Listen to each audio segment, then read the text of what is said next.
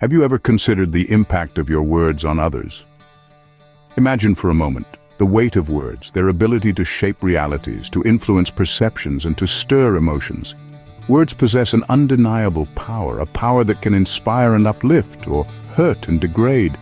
It's like holding a double-edged sword where one side can build bridges while the other can tear them down. Consider the words of world leaders, authors, and musicians. Their sentences, phrases, and verses have sparked revolutions, brought comfort in times of despair, and even shifted societal norms. Words can be the catalyst for change, the beacon of hope, the light in the darkness. They can motivate us to reach for the stars, to push beyond our limits, and to dream bigger dreams. But there's another side to this coin. Words also have the capacity to discourage, to degrade, and to sow seeds of discord. A misplaced comment, a harsh criticism, a thoughtless jest. These can all leave wounds that are invisible but long-lasting. They can breed self-doubt, stoke the fires of conflict, and even destroy relationships. Then there are lies, half-truths, and misinformation. These can erode trust, spread fear, and create division. In the wrong hands, words can become a weapon of mass deception, a tool for manipulation, a means to wield control. It's clear that words, despite their intangible nature, hold a tangible power, a power that we all possess. And because of this, we have a responsibility to use our words wisely, to speak with purpose, to communicate with respect. We must remember that words, once spoken or written, can't be taken back. They leave imprints on the minds and hearts of others. They shape our world, our relationships, and ourselves. So, let's wield this power with care. Let's choose our words thoughtfully, speak them kindly, and use them to uplift rather than to tear down.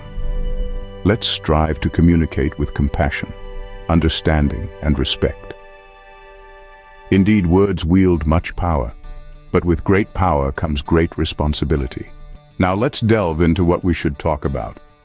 In this world filled with noise, it's essential to realize the power of our words and how we can use them to make a difference. Our conversations should be the seeds we plant for a brighter, more understanding society. So what should we focus on? First off, we should talk about appreciation. It's so easy to get caught up in our own lives that we forget to express gratitude for the people and things that make our lives better. A simple "thank you" or "I appreciate you" can go a long way in making someone's day and strengthening our relationships. Next, empathy should be at the heart of our conversations. It's about understanding and sharing the feelings of others.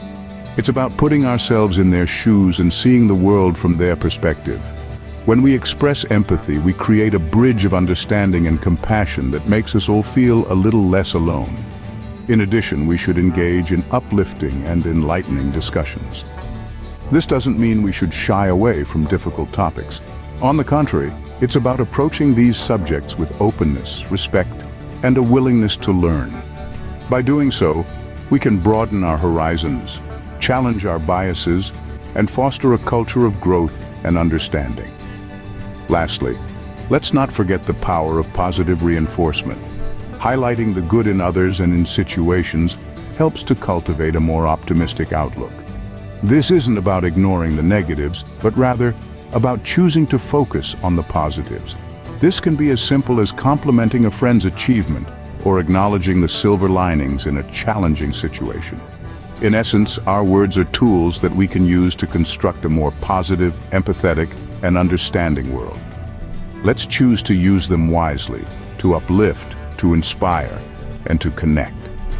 By focusing on these topics, we can use our words to make a positive impact. On the flip side, it's equally important to understand what not to talk about.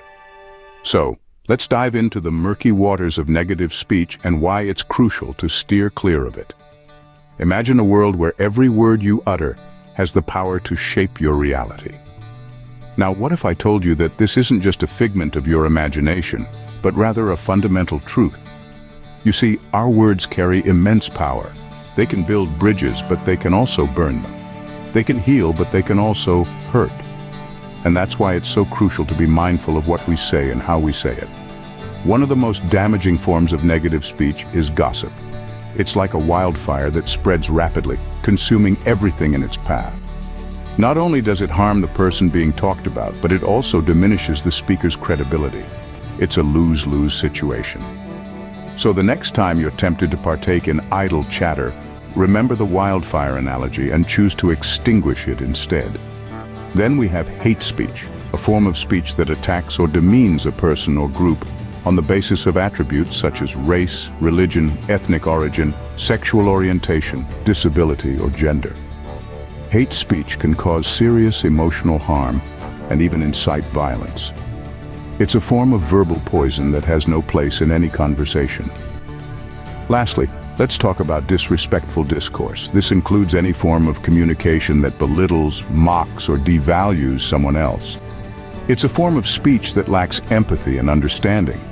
Remember, everyone is entitled to their opinion and deserves to be heard, regardless of whether you agree with them or not. So, how can we avoid these pitfalls? It's simple, really. Treat others the way you'd like to be treated. Speak with kindness and respect even when you disagree. And always remember that your words have the power to leave a lasting impression, so choose them wisely.